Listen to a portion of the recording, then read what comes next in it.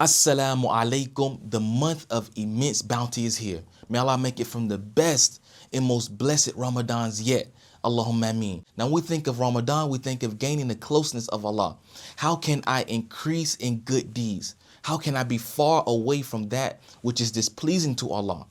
But there is a problem. Ramadan, it starts at home. Many of us look at Ramadan as an individualistic endeavor. How can I get me? How can I do more? I really want to read more Qur'an. I really want to complete Taraweeh in the masjid. I want to do more charity. I want to be engaged with the brothers and the sisters. This is all virtuous. But if it does not translate into the homes, then it will not gain us that closeness that we're truly seeking. We learn from our beloved Messenger sallallahu alaihi wasallam that Ramadan is about giving life to the house. He used to pray in the home. He used to help with the chores. Ramadan was a time of bonding in his home, sallallahu alaihi wasallam. But for many of us, Ramadan does not fix our broken relationships. We are really struggling with communicating, being empathetic, actually understanding the needs and the pain, the suffering that people in our own homes are dealing with.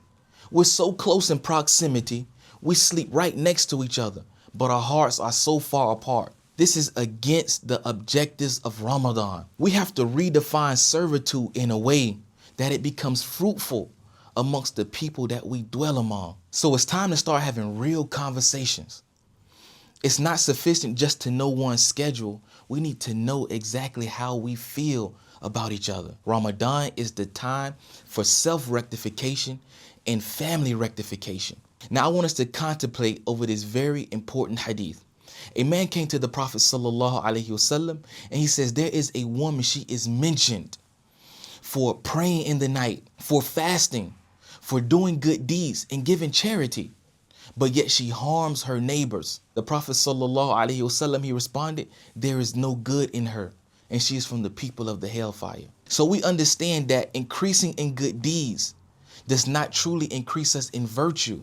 It does not gain us the closeness of Allah if we can't do right with the people in our own homes. So it's important that we reconstruct and reframe and redefine the way that we see acts of worship. This month, we're fasting to be more empathetic with the ummah, but we start in our homes. We need to feel hunger so that we can be conscious of the feelings of the people that we live with. We're abstaining so we can remove our oppression from the people around us. We are praying to increase in khushu', humble, submissive servitude to Allah. And this humility, it translates in the house. We are going to be more attentive to dialogue, to listening. Our reading of Qur'an, it helps us to connect to Allah. It helps us to have the good speech. It will translate into our homes likewise. We will become people of good speech. This month, Taqwa will impact our interactions in a way that we gain closeness to Allah. Then we come closer to the people around us. Our reading of Qur'an is about understanding the speech of Allah, that we become believers. The foundation of a believer is that he has ihsan. He has excellence in his interactions in the home. And in this blessed month, we frequent the masjid. We find that sakina, that tranquility in the masjid, in the house of Allah. But it will manifest into making a safe place, a safe spot for the people in the house. So the challenge this month is for the people that are the closest to us to see our devotion to Allah and to see us being devoted to them. The challenge is to show dedication to giving life to the home, just as we are dedicated to finishing things in Ramadan as individuals. The challenge is to show a forgiving nature and humility as one prays and stands in the prayer. Our worship, it has to translate into something fruitful in our homes. So some practical steps that we're going to take this Ramadan is, first, we have to put it all on the table. We have to be clear and explicit about what we have done and what we are seeking. That's number one. Number two, we have to make the home a safe place. We go to the masjid and we find tranquility, we find ease. It feels good to touch the carpet and to make sujood and to see bright faces. This is the same fruits that we need in the home. Be intentional to make the home a safe place. Now, when something is broken, then that means there is a rift. It is no longer a solid element.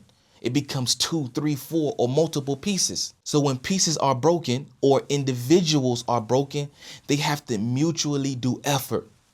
So the intentions are important. It must be strategic, that there are mutual intentions to find resolve.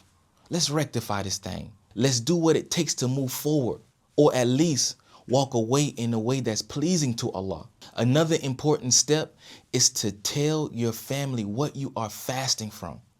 Say, I am fasting from this character trait. I no longer want it in this house. I no longer want it to be a part of me as a believer. I'm fasting from a certain neglect. I no longer want to be distant. I no longer want to be oppressive. Yes, fasting is about abstaining from food and sexual activity throughout the day, but it's much deeper than that. So make it clear to your family member. Tell them what you are fasting from. I will abstain from this. I will be a believer that no longer does this. I will use Ramadan as a means of transformation. Let us fast and abstain from that which is displeasing to Allah and that which harms our family members. And then it is important to follow the sunnah of our beloved Messenger sallallahu alaihi wasallam. Pray together. It is important to make dua. Make dua for one another. Let your family hear you make dua for them. Asking Allah to make someone in your home the coolness of your eyes. That has an impact on both hearts, or all of the hearts that hear such beautiful speech. Let someone hear you say that, oh Allah, make this individual the coolness of my eyes. It's from the prophetic supplications. And then every day we have suhoor and iftar.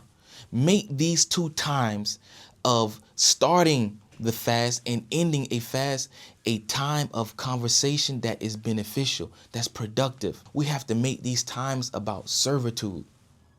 How can you actually go above and beyond to make someone feel better? It has an impact, and it opens up the rest of the day or the rest of the night for beneficial dialogue, for time to connect, from time to get some steam off and just make the rectification come even easier. So take advantage of the meal before the dawn and take advantage of the meal after the sunset. Use it as a means of paving the way for the rest of the day and the rest of the night.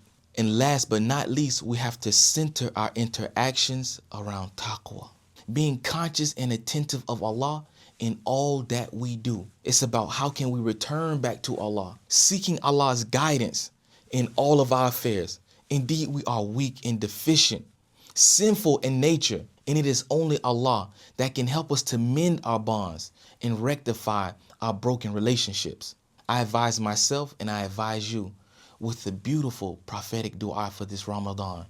Allahumma a'inni ala dhikrika wa shukrika wa husna ibadati. O Allah, aid me upon remembering you much and to be grateful to you in abundance and to have the most beautiful worship according to the adherence of the Prophet sallallahu alaihi wasallam. This is our Ramadan, seeking from Allah the increase in dhikr, the increase in gratitude, and the beautiful acts of worship within our homes. Ramadan, it starts at home. Fiqh of Ramadan for the common folk was written to help Muslims maximize their efforts in Ramadan, despite the pressures of life. Download the free PDF. It's for a limited time only. Find it in the link below.